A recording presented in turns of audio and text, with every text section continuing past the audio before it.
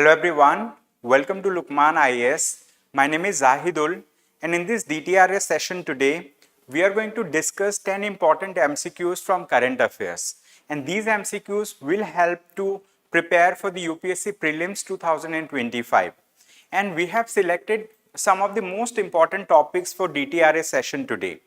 So let us quickly go through the DTRS session, and before that, here you can see a painting right on this screen, and this painting is known as Sohrai Painting. And as you know, painting is a part of art and culture, right? So when you read art and culture, right, you read about painting also. Paintings are part of visual arts. Okay, people see it and then they let's say get a aesthetic sense about it. All right. So why Sohrai painting is important? Because recently the Prime Minister of India, Modi Saab, he has gifted a Sohrai painting to the let's say Russian president. All right. So today we are going to discuss in detail about Sohrai painting also, and then we are going to discuss 10 important MCQs. All right. And before we proceed, let us quickly go through this quotation, and this quotation is from one of the greatest scientists of all time, Albert Einstein. So what does Albert Einstein say? He says that the world is a dangerous place to live, not because of the people who are evil, but because of the people who don't do anything about it. All right. So if you read this particular quotation and if you understand the essence of it, you will be able to connect this particular quotation with what's happening in the world, let's say like in the western part of the world, what's happening in the Middle East, right? You will be able to connect. And such topics become very much important, right, for the UPSC, let's say mains examination, under the ethics paper also, and also under the essay paper, right? So what you can do is you can try writing an essay on this particular quotation, right? Maybe let's say in the next year's mains examination, this quotation may be asked by UPSC. All right. So let us quickly see the list of topics that we are going to discuss. All right. So today we are going to discuss about the Sohrai painting. Then we will understand about Delimitation Commission, right? We are going to discuss about Gangetic River Dolphin. We will understand about Global Ecosystem Atlas, right? We will also understand about Rule of Law Index, right? We will understand which organization releases this Rule of Law Index and what was the rank of India in the Rule of Law Index, whether India has gone up or it has gone down in this particular index. Then we are going to discuss about a lake which is in news. It is known as Sambar Lake. We are going to understand about geography of this particular lake, where it is located. We'll understand whether it is part of the Ramsar sites or not, right? And then we are going to understand about this term which is in news, C295. And then we are going to discuss about tardigrades. It is a species which is in news. It has been in news, let's say long back also. And this is a very, very important species, right? Then we are going to understand about a term which is known as cyber squatting. What do we mean by cyber squatting? We are going to discuss. And such topics are very, very important. Why? Because nowadays cyber threat has become one of the most prominent threat in the digital world. Okay. One of the most prominent threat, I mean, like to organizations, to individuals, and also to, let's say, government agencies, right? So we will discuss about what do we mean by cyber squatting. And then we are going to discuss about, let's say, Mongolian wild ass. It is also known as Khulan. So we will understand about all these topics one by one. And let us now quickly move to the first topic, which is Sohrai painting. As I discussed in the beginning of today's class, is that like this particular painting, one Sohrai painting was recently gifted by the Prime Minister of India to the President of Russia, and that's why this painting is very, very important, right? It is important from the current affairs perspective. So two statements are given. The first statement says it is primarily associated with the state of Assam. This statement is wrong, because let's say Sohrai painting is not associated with the state of Assam. It is associated with eastern states itself, but not with Assam. Okay, so these states are Jharkhand, Bihar, Odisha and West Bengal. Okay, Jharkhand, Bihar, Odisha and West Bengal. These are the states with which Sohrai painting is associated. The Sohrai paintings are made, right, by Adivasi women. by people, let's say like, aboriginal people, Adivasi women, tribal people, right? And so it says it is an indigenous mural art form. This statement is right. Second statement is right. So it is an indigenous mural art form. Okay, you might be knowing about mural paintings. Mural paintings are big paintings. I mean, generally those paintings that are made on the wall. You might have seen on, let's say, some of the forts, or maybe in metro somewhere, like, in the entire wall they have made some painting. That kind of painting is known as mural painting, and this particular painting is an indigenous mural art form. Indigenous means it is made, let's say like, it is made by indigenous people. It is made by, let's say, local people, right? So that's why second statement is correct. So this is the thing, this is mural, this particular Sohrai painting is very, very important. So we have also showcased a Sohrai painting. This is how this painting looks like. All right. So with this, now let us quickly go to the next question. All right. In this particular file itself, we have given answers, also explanation as well. From the YouTube description of this video, you can download this file and you can go through the question and explanation even after this particular discussion, so that at a later point of time, you have something in documented form, right? And during the class also, if you have any questions, you can type it in the comment section. Those people who are attending, if they write something in the comment section, that will appreciate our work that we are doing. All right, so this is question number 2. This particular question says, consider the following statements about Delimitation Commission. All right, Delimitation Commission. Now, before we go ahead and understand this particular question, you need to understand what do we mean by Delimitation Commission.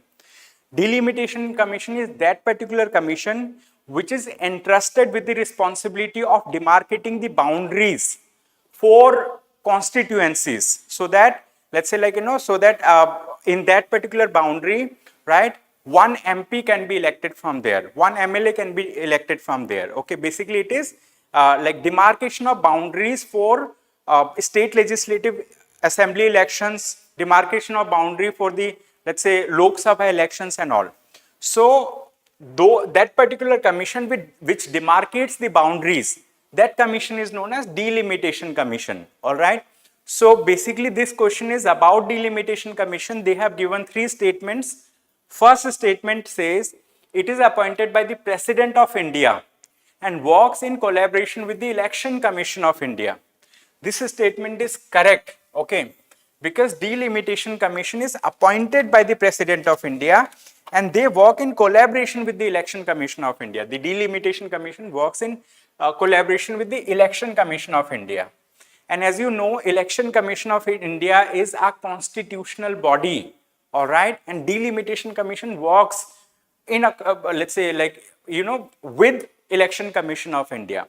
But Delimitation Commission is set up by the President, let's say after, generally like after the after the census exercise has been done. And the last Delimitation Commission in that regard has been constituted in the year of 2002, right? In 2001 there was a census. In 2002 they have created Delimitation Commission, right? All right. They have basically constituted Delimitation Commission, and the next census exercise is expected to be conducted in 2026. Okay, so after then it is possible that a Delimitation Commission is set up. Second statement, it says it is a constitutionally mandatory exercise to be done after every census.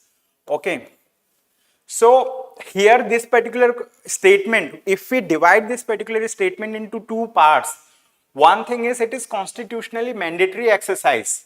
Second, it talks about the time frame also, that like after every census it must be done, right? Although it is a constitutionally mandatory exercise, but like, the time frame is not mandatory, means like it should be done after every census, that is not mandatory. Are you understanding? Because last Delimitation Commission was there in 2002. So that's why this statement is wrong. All right. Third statement, it says its orders of the commission cannot be questioned before any court. Basically it says the orders of the commission, okay, cannot be questioned before any court. Okay, so this statement is right, because this whatever order of the commission is there, so this order is final and binding. It means its orders are of permanent nature. Its orders cannot be questioned in a court of law. Okay. So third statement is correct and first statement is correct. Correct answer is option C. Okay, option C is the right answer in this particular question. So with this, let us quickly move to the next question and see. This is the newspaper article that has inspired us to frame this question. It says, Center to begin census from 2025, Lok Sabha seats delimitation by 2028 sources. Basically, I mean, like, this is just a newspaper article. It gives a sense, it gives a hint that when the census exercise will be conducted. Census means Janganna in Hindi. Okay, the counting of the population of the country, that is census. All right. So now let us quickly move to question number 3. We will discuss about this question. It says, with reference to Gangetic river dolphin, okay, consider the following statements. Basically, this is about a species which is in news, Gangetic river dolphin. Such species, whenever they are in news, you should learn about their name, their scientific name, and also you should understand about their IUCN status. These are the basic things that you need to do. Apart from this, if there are some catchy points about that particular species, that also you should note down. All right. So it says, it has given 3 statements. Okay, in this particular question, there are 3 statements. It says it is found only in India. Okay, this statement is wrong because it is found in India in Ganges river, in Brahmaputra river. But the thing is, like, it is found in other countries also. It is found in Nepal and Bangladesh as well. Okay, so it is also found. It is found in India. It is found in Nepal. It is also found in Bangladesh. So that's why this statement is wrong.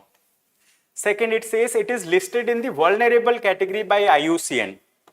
Okay, this statement is also wrong because when we talk about Gangetic river dolphin, it is listed in endangered category. Okay, endangered category by IUCN. What is IUCN? IUCN stands for International Union for Conservation of Nature.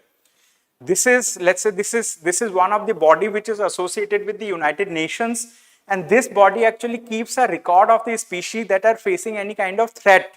Okay, based on the threat that a species is facing, it demarcates that species to be vulnerable, to be threatened, to be, let's say, like, endangered, critically endangered and all. When we talk about a statement 2, it is a endangered, it is in endangered category. Okay, it is in endangered category. So that's why second statement is wrong. When we talk about third statement, it says the Ganges river dolphin is referred to as blind dolphin. This statement is right. Correct answer is option C in this particular question. Okay, species in news, environment and ecology. Okay, this is the subject, environment and ecology. From here, this particular question is there. This is how the Gangetic river dolphin looks like. It says, NGT books Bihar government for failure in moving bridge collapse debris threatening Gangetic river dolphin. Basically, NGT means National Green Tribunal. It was established in the year of 2010, I think, right? So National Green Tribunal. So it has basically book means, like, it has filed cases against the government of Bihar. Okay, why? Because bridge collapse has happened and they have done nothing about it, the Bihar government. So that's why NGT has reprimanded government of Bihar in that case. So with this, let us move to question number 4. We'll look into this particular question. It says, with reference to Global Ecosystem Atlas. Which atlas we are talking about? Global Ecosystem Atlas. Okay, so this is a new atlas which is in news. All right. So we need to learn about this atlas. Which organization releases this atlas? What is the purpose of this atlas? All about it. Okay, this is basically a very new topic. So you should learn about it. So it says, with reference to Global Ecosystem Atlas, consider the following statements. So they have given 2 statements based on this particular atlas. Okay. So when we talk about the first statement about this atlas, it says it is a comprehensive and harmonized resource for mapping and monitoring the world's ecosystems. This statement is right. Okay. So this statement, it says it is a comprehensive and harmonized resource for mapping and monitoring world's ecosystems. Second, it is developed by Group on Earth Observation. Okay, basically it is kind of an organization, name is Group on Earth observation. Both these statements are correct. So both these statements are about global ecosystem atlas. Okay. So this particular atlas will map, it is going to monitor all the ecosystems of the earth. Okay. So that's why it is a very big initiative, global level initiative. And this initiative is taken by this particular body, Group on Earth Observations. Okay. So here you can see a new era for ecosystem, Global Ecosystem Atlas, launched at COP16. Okay. So long back, I think they have mentioned let's say COP16. So Conference of Parties 16, here they have launched the, let's say, Global Ecosystem Atlas. Now, correct answer, as I already discussed, okay, correct answer is C in this case. Both these statements are correct, okay. Now let us talk about another question. It says, with reference to rule of law index, a new index, right, has been published, has been released. It is known as rule of law index, right. Related to this index, they have given two statements. First statement says, it is released annually by Transparency International. Okay. So now here they are talking about which organization or which body releases this particular index. Okay. This particular index is released by World Justice Project. Okay. What? World Justice Project. WJP. So this is a think tank. This think tank is based in the United States of America. So it is a US based think tank which releases the rule of law index. So first statement is wrong. Second statement, it says rule of law index ranks the countries majorly on 3 indicators.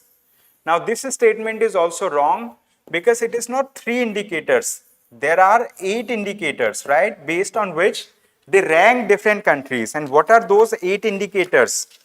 Correct answer for this question would be option D, which is neither 1 nor 2. What are those 8 indicators? They are constraints on government powers, absence of corruption, open government, fundamental rights, order and security, regular enforcement, civil justice and criminal justice. Okay, these are the 8, let's say 8 indicators, right, on which they rank different governments. Okay. So India ranked 99th globally for fundamental rights. Okay. Then when we talk about corruption, India ranks 96. Corruption remains a critical issue in India.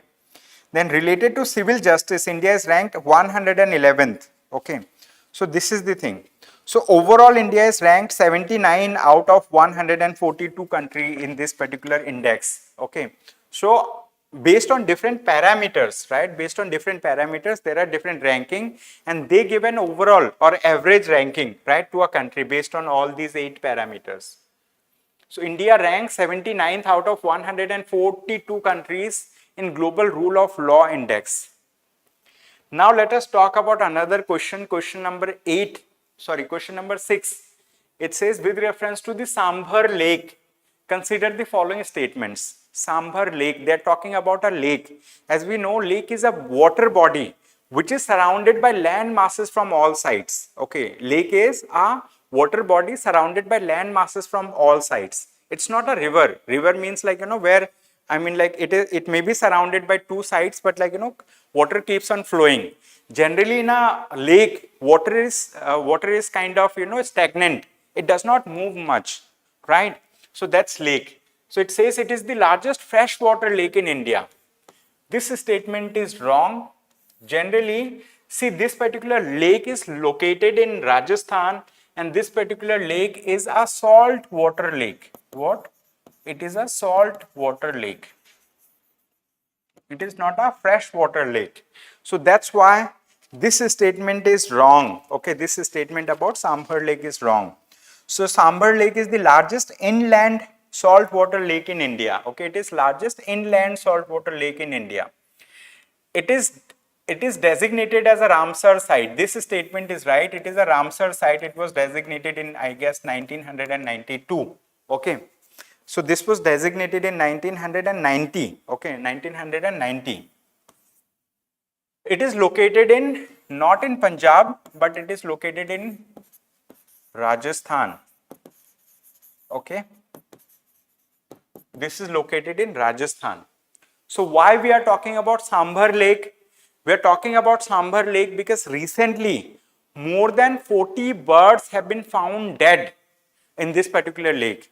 And these birds are migratory species. I mean, like, they come from long distances. I mean, like, they come from Siberia, they come from different places of the earth. And these birds were found dead in this particular lake. So that's why, I mean, like, officials and, like, those people who are conservationists, so like it has raised alarm that why so many birds have died here. Okay, so that's why it is in news. So it is very important that you should learn about this particular lake. And also, if some of these bird species come in news in future, maybe in the next 1 week or so, multiple articles may come where they may talk about different species, right, different birds. So you should take a note of them also. You should learn about them as well. Okay. So you see, one person is picking up a bird who that has died. Over 40 migratory birds died in Sambar Lake in Rajasthan. Okay. So this is the news article that has inspired us to frame this question. Although this is a depressing news that so many bird species, so many birds have died there. Okay. But like you need to learn because you are a UPSC aspirant. You need to, let's say, have an understanding about how ecosystems are changing, how global climate is changing, how it is leading to death of, let's say, like vulnerable species and all. Okay.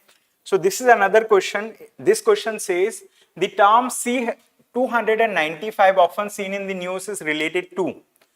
Basically, it is a kind of aircraft. Okay. So this is a kind of fighter aircraft. Okay. Correct answer for this question would be option A. It is a fighter aircraft. Okay. So it says basically C-25 is a tactical military transport aircraft. Sorry, it is a not a fighter aircraft. It is a transport aircraft. Okay. Tactical military transport aircraft. Using this particular aircraft, they can transport, let's say, like, heavy artilleries, guns, and many other things. Okay. So this will be used for transport purposes by the, I mean, like, by the defense forces. Correct answer is option D in this particular question. You see, Tata Airbus, I mean, like Tata and Airbus, they have done a partnership. So they're going to manufacture this particular aircraft. Okay. And India has placed a huge order recently related to this aircraft. It is known as C-295. So with this, let us quickly move to the next question. This is question number 8. Okay. This is again a species which is in news. This is important under environment and ecology. So it says, consider the following statements about tardigrades. What tardigrades? So they have given 3 statements about tardigrades. So I will showcase how a tardigrade looks like. Tardigrades are important because they can survive in extremely, let's say, like, extreme environments. Okay, that's why they are important. So it says they are microscopic multicellular organism. They have given, let's say, multiple statements based on this organism. It says they are microscopic multicellular organisms. Okay. Multicellular organisms are also known as eukaryotic organisms. They have eukaryotic cells. Okay. So they are microscopic multicellular organism. They are known as water bears. This statement is also right. Okay. So option D must be none. Okay. None of the above. Option D must be. But this is not the right answer. They have the ability to survive, like, cryptobiosis. This statement is also right. So correct answer is option C. Only 3 means, like, all the 3 statements are right. Option D is none. Here by mistake they might have mentioned all 4, but correct answer is option C. All the 3 statements are right related to tardigrades. Let me show how a tardigrade looks like. So this is the photograph or picture of a tardigrade. This is how a tardigrade looks like. So how a tardigrade resists high levels of radiation, implications for humans. I mean, like, they are able to resist high levels of radiation also. For example, if they are exposed to radiation, they will be able to resist that. They will be able to, let's say, withstand that. They will not die soon. So that's why this species is very, very important. And recently, not recently, maybe like few years back, I have heard that one of the space missions, right, they have sent tardigrades also, right? I think 2 years back, they have sent tardigrades along with some Bible in Hebrew written, I mean, like to the moon or to some other planet, basically, so that, like, if it survives, right, so we will be able to understand whether the environment over there is habitable or not. Okay. Then we have another question, question number 9. This question says, which of the following statements best describes the term cyber squatting? Okay. What cyber squatting? Let us understand what do we mean by cyber squatting. So correct answer for this question would be option C. Okay. It says registering a domain name similar to a famous brand or trademark with the intent to profit from its reputation. Okay. For example, you know about Hotstar, you know about Geo, you know about, let's say, like, many other such platforms. Recently, one person, right, he has got a domain name registered, and that domain name was geohotstar.com, okay, which is https geohotstar.com. This is known as a domain name. Domain name means if you want to make a website, right, in that website, you need to have a server, you need to have a domain name. Domain name is kind of this address that you search on the internet, and, like, people will be able to come across your website through it. So already Hotstar is existing, already Geo is existing, right? But this person has got a similar name registered in his name. And if he has done it, so he might have done it with the intent of making profit, right? Either by selling it to the original Hotstar people, or, let's say, hosting content over it, so that, like, they can compete with the Hotstar or Geo, like that. Okay. So this is registering a domain name which is similar. Okay. This is known as cyber squatting. Okay. This particular thing is known as cyber squatting. And there are various similar terms also, and this is one of the, let's say, criminal offense also. Okay, it is a kind of criminal offense because it breaches trademark. Okay, it breaches trademark as well. So we have given in the explanation related to it. Okay, we have mentioned what is cyber squatting, what is typo squatting. There are different types of it. Okay, Geo Hotstar domain impasse. What is cyber squatting? Is it punishable in India? Okay, so related to this. Now we have another question, question number 10. This is going to be the last question for the day. Thank you so much for staying back, all those people who are watching this discussion. So it says, consider the following statements regarding Khulan or Mongolian wild ass. Again, this is a species which is in news. So today we have discussed many topics that are important from environment and ecology section. So it says it is a keystone species of the Gobi steppe ecosystem. Okay. Second, Mongolia is home for more than 80% of Khulans of the world. Okay. And the last statement, okay, last means 10th statement. It says they are classified as endangered by the IUCN. Okay. So the statement 1 is correct. It is a keystone species of the Gobi steppe ecosystem. I mean, like, in this ecosystem, this particular species, which is Mongolian wild ass, it is dominant over there. So that's why it is known as keystone species. Mongolia is home for more than 80% of the Khulans of the world. Okay. More than 80% of the population of Khulan is found in Mongolia itself. Khulan means Mongolian wild ass. But they are not classified as endangered. Okay. Their IUCN classification is different. What is the IUCN classification? The IUCN classification is near threatened. The IUCN classification is near threatened. As I already discussed, IUCN stands for International Union for Conservation of Nature. This particular body maintains a red list where it, let's say, like, lists all those species that are facing some level of threat. And based on the level of threat that a species is facing, it categorizes them into different types. So this is one of the type which is near threatened.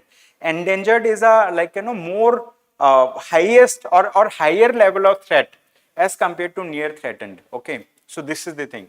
Correct answer is option B in this particular case. Okay, only 2 statements. So this is Mongolian wild ass. It is known as Kulan. Okay, its name is Kulan. So that's all from my side for the day. Thank you so much everyone for watching today's session. If you have any questions, you can just let's say comment on the comment section, and that will be all from my side for the day, right? So there were 1 or 2 kind of few typing mistakes on the PDF document, but the discussion that I have taken, it was correct, right? So in the PDF document I'll get it edited and then we will upload it. All right, so that will be all for the day from my side. Thank you so much once again.